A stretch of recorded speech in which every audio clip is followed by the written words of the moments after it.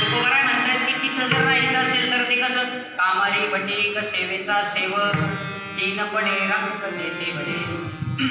तुकोबाराय म्हणतात की तिथं जर राहायचं असेल तर कामारी होऊन त्या ठिकाणी राहा, त्या ठिकाणी काम करणारे आपण व्हा. आणि काम करणारा कसा तर बटीक कामारी होऊन राहा.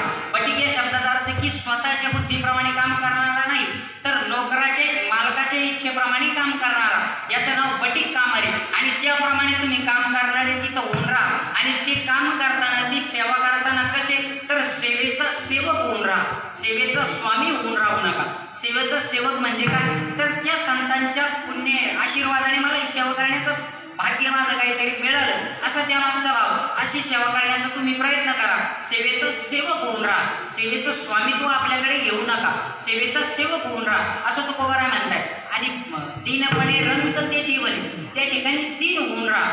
तर एक उदाहरण आपल्या डोळ्यासमोर ठेवतं की दीनपणाने राहिल्यानंतर काय होतं आणि उर्मटपणाने राहिल्यानंतर काय होतं.